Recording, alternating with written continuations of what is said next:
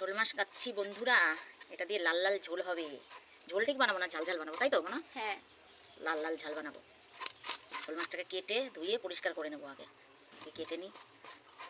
শোল মাছের মাথাটা কেমন? এই যে চ্যাপটা, এই যে। হ্যাঁ, শোল মাছের মাথা দিয়ে লাউ খেতে হয়, লাউ ঘন্ট। লাউ ঘন্ট? লাউ দিয়ে শোল মাছ দিয়ে খেতে হয়, তাহলে স্বাদটা ভালো হয়। লাউর সাথে শোল মাছটার কম্বিনেশনটা ভালো। প্রায় কাটা হয়ে গেছে না? আঁশ করেছে, মেলা আঁশ না।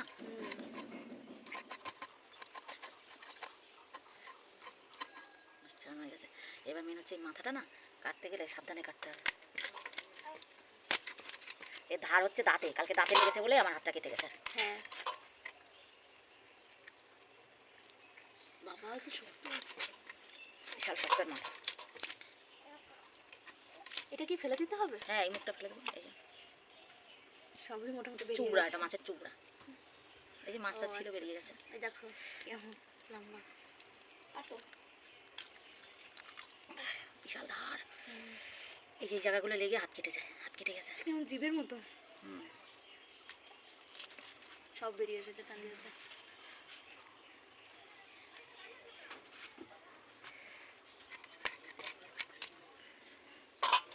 জ্যান্ত মাছ তো, টাটকা একদম।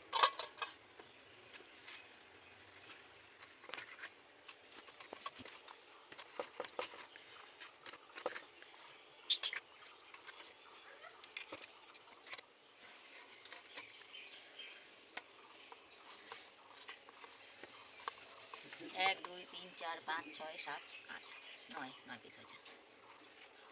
টাটকা একেবারে পিসগুলো দেখেছো, গোল গোল একেবারে। কড়াইটা দেখো গ্যাসের উপরে আগের থেকেই বসানো ছিল, মানে এটার মধ্যে আমি সকালবেলা একটু আলু ভাজা করেছিলাম, তো সেটাই তেল দিয়ে কড়াইটাকে গরম করে নিলাম। আর তেলটা ভালোই গরম হয়ে গেছে, আর মাছটাতে নুন হলুদ সব মাখিয়ে নিচ্ছি।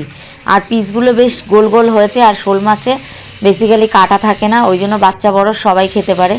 তো মাছগুলোকে আমি দিয়ে দিলাম কড়াইয়ের মধ্যে। এবার বেশি ভাজবো না, হালকা করে ভেজে নেবো মাছগুলোকে। তো দেখো মাছগুলো আমি ভেজে নেবো। সাথে কটা কাঁকড়া ছিল, কাঁকড়ার মধ্যে কাঁকড়ার ডিমগুলো দিয়ে দিলাম। হ্যাঁ, মাছগুলোকে উল্টে দিলাম, দিয়ে মাছটাকে ভালো করে ভেজে নিলাম, নিয়ে নামিয়ে নিয়েছি। সাথে কটা কাঁকড়া আর কই মাছ ছিল, সেটাকেও ভেজে নিলাম। আর কাঁকড়াটা খেতে আমার ছেলে খুব ভালোবাসে। ওই তেলের মধ্যেই কড়াইতে দিয়ে দিলাম কালো জিরে ফোড়ন। আর কালো জিরে ফোড়ন দিলে পরে তরকারির সেন্টটা বেশ ভালোই হয়, আর জ্যান্ত মাছে তো আরও বেশি টেস্টি লাগে। সঙ্গে রয়েছে মশলার পেস্ট।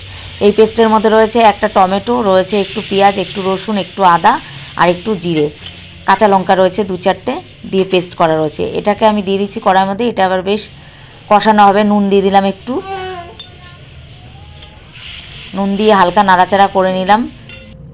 তারপরে দিয়ে দিলাম 1 চামচ হলুদ, আবার একটু নেড়ে নিলাম। মশলাটা ভালোভাবে কষিয়ে নেব। দেখো তেল ছাড়তে শুরু করে দিয়েছে, মশলা থেকে তেল ছেড়ে গেছে। তো একটু জল দিয়ে দিলাম, মশলা ধোয়া জল। ঝোলটা যখন ফুটে আসবে তখন দিয়ে দেবো মাছগুলো। ঝোলটাকে বেশ একটু নাড়াচাড়া করে দিলাম। এবার দিয়ে দিলাম মাছগুলো, ঝোলটা ফুটে গেছে তাই। আর সাথে একটু কাঁকড়া ছিল, সেটাকেও দিয়ে দিচ্ছি। দেখো নামিয়ে নিলাম। এবার এইটা দিয়ে গরম ভাত দিয়ে খেতে দারুণ লাগবে। আর এইভাবে শোল মাছের ঝোল তোমরা একবার বানিয়ে খেয়ে দেখবে, দারুণ টেস্ট লাগবে।